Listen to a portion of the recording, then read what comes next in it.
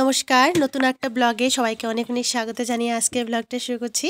আশা করছি তোমরা সকলে খুব ভালো আছো আর আমরাও বেশ ভালো আছি। তো সকালে উঠানটা আর কি ঝাড়টা দিয়ে এখন এসে গেছি। এই পাখির দানা অনেকটাই আর কি গর্দেশের পিছনে পড়েছে, তো সেটাই আর কি পরিষ্কার করছিলাম। তো আমার ঘর দুয়ার গুছানো হয়ে গেছে, তো এই গর্দেশের পিছনটা আর কি একটু পরিষ্কার করে তারপরে আর কি স্নানে যাব। তো এই দেখো ঘরটাও এরকম ভাবলাম আর কি ওই যে গর্দেশের পিছন থেকে অনেকটাই আর কি দানা বেরিয়েছে, তো সেই সময় আর কি ঘরটায় আর কি অনেকটাই দানা পড়ে গেছে ওই পরিষ্কার করতে গিয়ে আর কি ট্রেতেও আর কি অনেকটা আর কি দানা জমে থাকে। তো সেইগুলো আর কি পরিষ্কার করার সময় ওই ঘরে একটু একটু পড়েছে, তো সেটা আর কি ভালো করে পরিষ্কার করছি। আর ওই কেসটা যখন নামাচ্ছিলাম তো তখন আর কি পাখিওরা অনেকটাই ভয় পেয়ে যায়, সেই কারণে আর কি অনেকটা দানার সাথে হচ্ছে পাখা আর কি ওইগুলো পড়ে থাকে। তো সেইগুলো আর কি ভালো করে এখন পরিষ্কার করে নেব। আর আমার ঘর দুয়ার গুছানো হয়েছে দেখতেই পারছো। আর এই দেখো, যেহেতু কাঠের ঘর এইভাবে আর কি ঝাড়টা দিতে হয়। আর এই দেখো এইভাবে করে করে আর কি আমার ঝাঁটাটাই নষ্ট হয়ে তো নষ্ট হয়ে গেলেও আর কি কিচ্ছু করার নেই, কারণ হচ্ছে বুঝতেই পারছো কাঠের যেহেতু ঘর, তো এইভাবে আর কি এই যে কাঠের চিপায় পড়ে থাকে, তো সেগুলো পরিষ্কার করার জন্য এই ঝাঁটাটাকে নষ্ট করতেই হবে, কিছু করার নেই। তো এই দেখো এখন ইউনিফর্মটা ধুয়ে নেব, যেহেতু আজকে স্যাটারডে, তো ওই স্কার্ট তারপরে সোয়েটার ওইগুলো আর কি ধুয়ে দেবো। আজকে প্রচণ্ড বাতাস আছে, সেই কারণে সোয়েটারটাও আর কি ধুয়ে দিয়ে দেবো। এই কয়েকদিন তো মাঝে গত সপ্তাহে তো এতটাই বৃষ্টি ছিল, সেই কারণে আর কি ওই সোয়েটার আর সাথে হচ্ছে স্কার্টটা ধোয়া হয়নি, শুধু ওই সক্স আর শার্টটাই ধুয়েছিলাম। তো স্কার্ট আর সোয়েটারটা ধোয়া হয়নি, তো 2 সপ্তাহের মতো হয়ে গেছে। তো সেই জন্যই আর কি আজকে সবগুলো তাড়াতাড়ি করে ধুয়ে দিয়ে দেবো। আর এখন দেখো এসে গেছি আমি কাপড়টা কাচার পর এসে গেছি স্নান করে ঠাকুরের আর কি পুজো দিয়ে দেবো। আজকে যেহেতু মাঘ পূর্ণিমা, তার জন্য তাড়াতাড়ি করে ঘরের কাজগুলো সেরে নিয়েছি। আর এখন আর কি ঠাকুর পূজাটা দিয়ে দেবো, নিত্য সেবাই দেবো। অনেকেরা হয়তো আজকে লক্ষ্মীর ঘট বসে খুব সুন্দর করে নারায়ণ সেবাটা দেবে, তো আমি কিন্তু নিত্য সেবাটাই দিচ্ছি।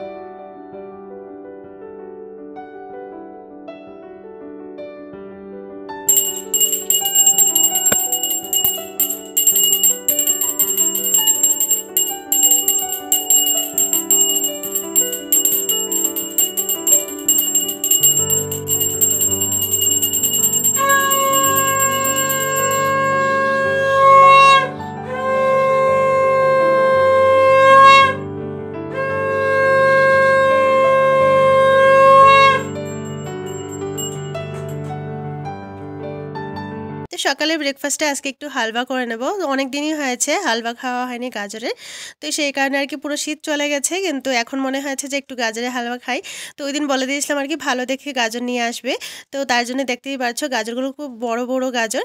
তো 3টা মতো আমি গাজর নিয়ে নিয়েছি, এখানে আমি হালুয়া বানিয়ে নেব। তো প্রথমে আর কি গাজরটাকে ভালো করে কুড়িয়ে নিয়েছি, আর এখানে আমি ঘির মধ্যে 2টা এলাচ আর 2টা তেজপাতা দিয়ে আর গ্যাসের ফ্লেমটা একটু লো করে দিয়েছি।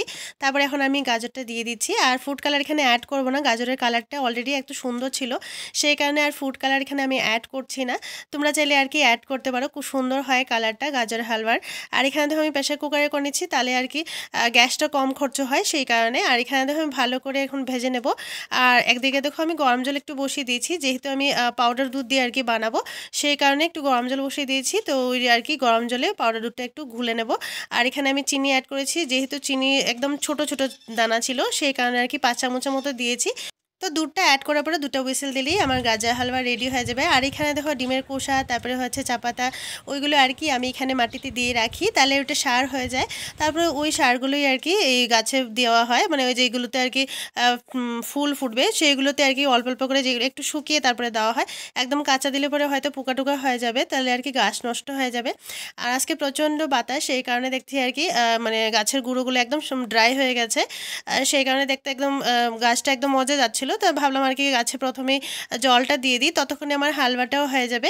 আর আজকে প্রচণ্ড যেহেতু বাতাস আছে, তো কাপড়গুলোও দেখছি আর কি ঝটপট শুকিয়ে যাচ্ছে। আর তো এখানে আমার হালুয়ার দুধটা একটু পাতলা হয়ে গেছিলো, সেই কারণে আর একটু দুধ দিয়ে ঘন করে নিয়েছি।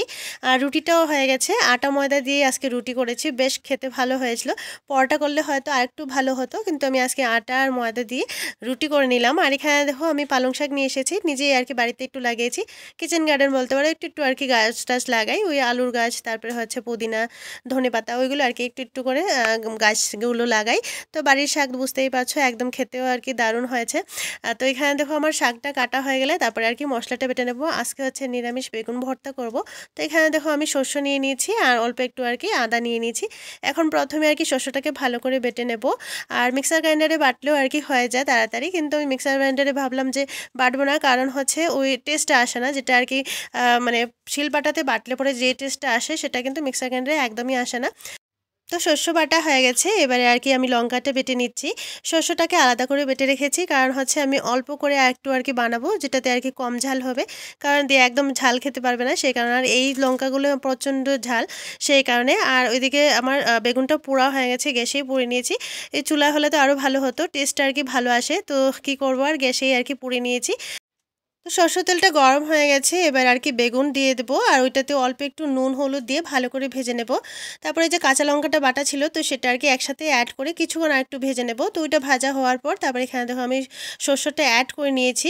তারপরে অল্প একটু আর কি জল দিয়ে দেবো, যেহেতু ওটা বাটিতে অল্প অল্প একটু আর কি শস্য ছিল। তারপরে দেখো কিছুক্ষণ ভাজলে পরেই আমার বেগুন ভর্তা রেডি হয়ে গেছে। আর এই দেখো বেগুন ভর্তা ঝটপট হয়ে যায়, খেতেও খুব দারুণ হয়। আর আরেক পাশে দেখো আমি বসিয়ে দিয়েছি আরেকটু আর কি বেগুন ভর্তা, যেখানে আর কি অল্প একটু ঝাল আছে, কম ঝাল করে করেছি দেওয়ার জন্য, খুব আর কি দারুণ হয় খেতে। আর এই দেখো শাক, আর সাথে হচ্ছে ডাল। এই ছিল আমাদের আজকে দুপুরের লাঞ্চ। তো দুপুরের লাঞ্চের পরে এখন রান্নাঘরটা ভালো করে পরিষ্কার করে নেব।